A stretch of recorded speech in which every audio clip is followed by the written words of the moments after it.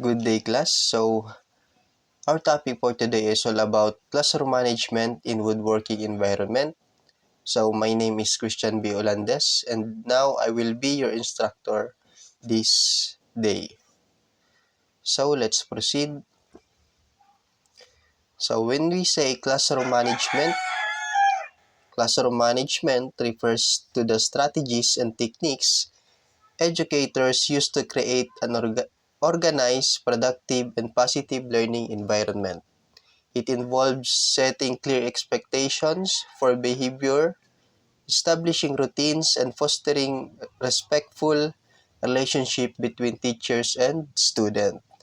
So, itong classroom management, ito ay patungkol sa mga strategy or mga technique na ginagamit ng mga educators, especially the teacher, kung paano nila mapapanatili yung kaayusan sa loob ng classroom at mapanatili ang disiplina ng mga estudyante sa loob ng classroom. So, the effective classroom management ensures all students remains engaged, disruptions are minimized, and learning objectives are achieved. By maintaining structure while addressing individual needs, teachers can create a supportive atmosphere that promotes academic success and personal growth for all students. So, mas nagiging epektibo daw ang classroom management kapag yung mga tinuturo ng teacher is nandoon yung interest ng students at na-achieve yung objective na kung saan mas natututo sila at nabibigay yung mga kanya-kanya nilang mga pangangailangan. At ito din, ang classroom management daw ay nagpo-promote din siya ng academic success and personal growth. Sa paanong paraan? Sa paraan ng pagkikipaghalubilo at pagkakaroon ng kaayusan sa loob ng classroom. So next, let's proceed. So the next is establishing a safe and organized classroom. So the first is safety first. So establishing clear safety rules and procedures, conduct regular safety drills and demonstrations, provide adequate safety equipment, and ensure proper use. So sa loob ng classroom, we need to establish a safe and organized classroom. Kaya sinasabi na safety first, kasi sa woodworking environment, there are some demonstrations of materials and tools. That's why we need to make ourselves become safety. In what way? In the way of using of proper personal equipment. So the next is organization is key. So implement a system for organizing tools, materials, and work areas, designated specific location for everything, and encourage student to put things back in their place. Yan, sa pag-establish ng classroom management, dapat yung mga tools, mga materials ay may designated area silang paglalagyan. At encourage din yung mga student na once na ginamit nila yung mga tools and materials, they put these things back into their proper place para mas ma-organize natin yung classroom management. So the next is implementing effective procedures and rules. So number one, we have here clear expectations. So clear expectations, it is communicate expectations clearly and consistently. Provide detailed instructions for each activity, ensuring all students understand and steps involved. So dito sa clear expectation, dapat yung mga instructions natin na bibigay sa ating mga student is dapat naiintindihan nila para mas makasunod sila kung ano ba yung mga prosesong gagawin sa paggawa ng activity. So, the second is concise roles. So it is establish a few simple and easy to remember rules for classroom conduct, focusing on safety, respect, and responsibility. So dito naman sa concise rules, dapat meron din tayong mga patakaran at palatuntunin na dapat pinapatupad sa loob ng classroom. Kaya meron tayong tinatawag na classroom rules.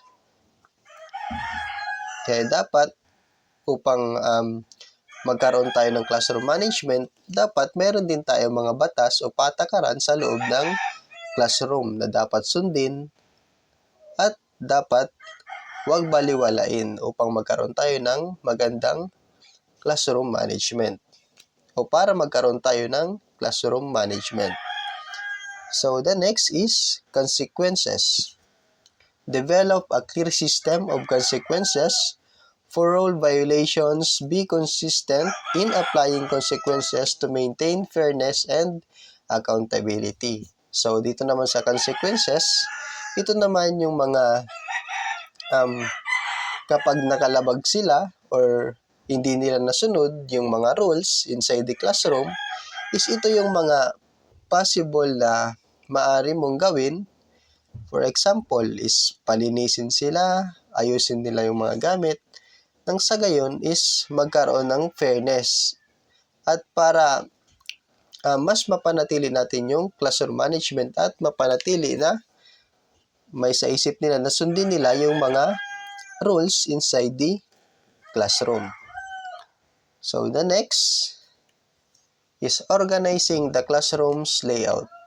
So we have here the first is workstations. So designated specific workstations for each student, ensuring adequate space and access to tools and materials. Consider the layout based on the type of project. So sa workstations, dapat may mga designated areas yung ating mga students for them to become comfortable in making the activity or making the project. So the next is the demonstration area. Create a designated area for demonstrations and presentations. Ensure clear visible for all students, allowing them to observe techniques and safety procedures. So, dito naman sa demonstration area, dapat may designated area na din sa pag-demonstrate o pag-present ng kanilang mga output, na kung saan dapat ito ay nakikita ng lahat ng mga students for them to observe or for them to notice what strategies or techniques used by other students to finish the activity. So the next is the tool storage. So provide secure and organized storage for all tools, ensuring easy access and accountability. Label each tools and its location to promote organization. So sa mga tool storage, dapat sa mga tools na ginagamit is dapat meron silang proper place o tinatawag nating tool storage for them to know kung saan ba yung nakalagay yung mga proper tools na maaaring gamitin at hindi siya magkalat-kalat sa ating classroom. Kaya dapat organize yung mga tools and materials na gagamitin ng ating mga students at may designated area sila. So next is monitoring and supervising students' activities.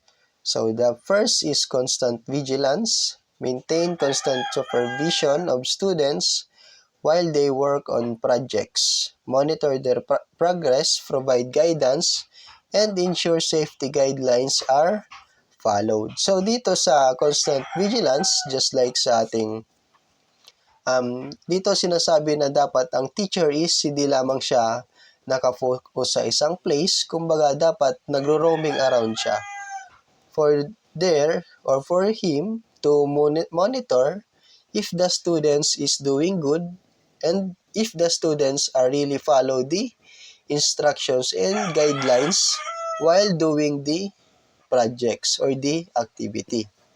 So the next is encouraging questions. Encourage students to ask questions and clarify instructions. create an open and supportive environment where students feel comfortable seeking help. So, sa encouraging questions, dito naman as a facilitator or as a teacher, you need to ask or to ask your students a questions to you for them to become clear the instructions, or just asking, do you understand class what the instructions? Do you understand class what did I say? Just like that, for you um to know if the students is really understand what you are talking about, or for them to yung mga questions na naisip nila, kumbaga mas magiging malinaw yun. Kumbaga, mas komportable sila na gumawa kasi mas hindi sila nalalabuan kung ano ba yung prosesong gagawin. Kaya dapat, as a instructor, we need to encourage questions to our students, and we need to deliver questions and clarify the instructions. So the next is frequent checks. So conduct regular checks on student work and progress, provide feedback, and ensure all students are on track and following instructions properly.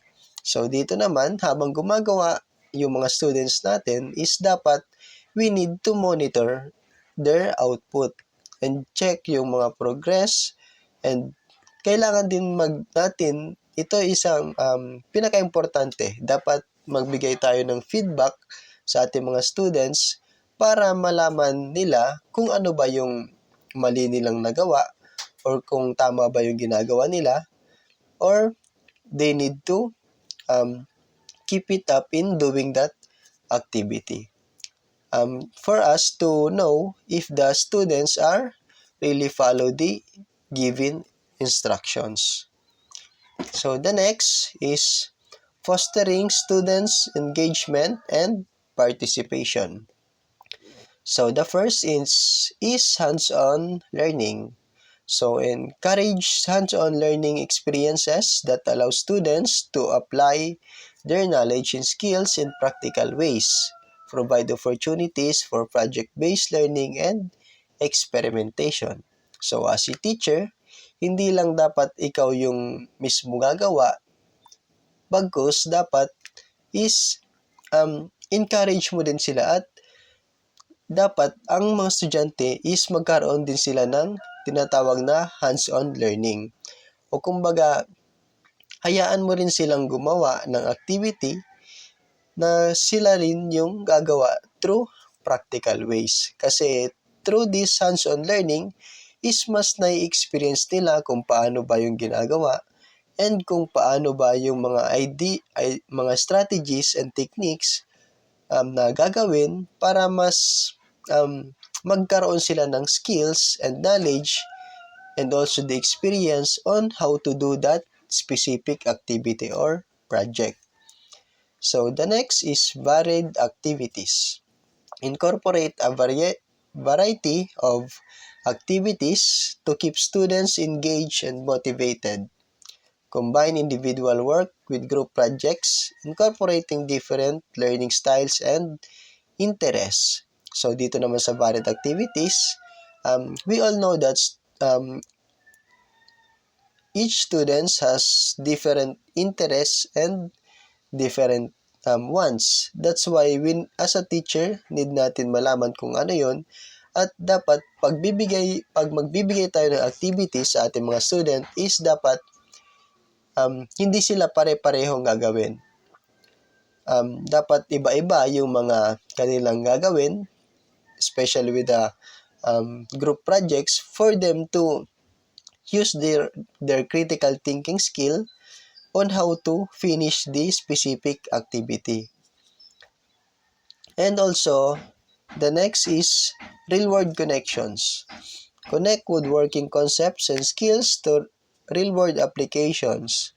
Show students how their learning can be applied to various professions and industries. So, as a teacher, kapag ikaw ay magtuturo, you need to ensure that your lessons or the content of your topic has a connection to real-world scenarios. Kasi mas nai-encourage yung mga student at mas nagkakaroon sila ng interest na makinig sa'yo at mag-participate lalo na kung yung mga examples mo, yung mga content mo, yung topic mo is related sa real-world scenarios o nangyayari sa totoong buhay. At dapat din is yung mga natutunan nila doon is magagamit din nila sa kanilang professions and maaari ding gamitin sa industries, especially lalo na kapag nandun na sila sa pinili nilang field or sa mas pinili nilang profession. Next is fostering a collaborative learning environment. So the first is group projects. So assign group projects that encourage collaboration and teamwork, encourage students to share their expertise, support each other, and learn from one another. So these group projects is very important in classroom management because dito mas nagkakaroon sila ng engagement, mas nagkakaroon sila ng good relationship sa ibang student, at nagkakaroon sila ng collaboration and teamwork. And dito din mas natututo sila at nagkakaroon sila ng brainstorming and collaboration na kung saan mas napapaganda nila yung kanilang activity through sharing their ideas and expertise. So the next is peer feedback. Implement a system for peer feedback and critique. Encourage students to provide constructive feedback on each other's work and progress. So, dito naman sa peer feedback, you need to encourage your students to provide constructive feedback to each other work and progress. Kumbaga, mas dito isip nila kung ano ba yung mga strategies na ginawa ng kanilang kaklase, mga techniques, nang sa gayon, mas nalalaman nila or nagkakaroon sila ng idea kung paano ba may improve yung sarili nilang gawa. The next is shared workspace. Create a workspace where students can collaborate and learn from one another. This promote a sense of community and encourage shared learning experience. So dito sa shared workplace naman, just like sa group projects, it needs collaborate and learning from one another. Kumbaga, this promotes a sense of community and encourage shared learning experiences. Dito sila nagkakaroon ng brainstormings, nagkakaroon sila ng sharing of ideas and collaborations. So that's the end of my topic. Thank you so much and thank you for listening.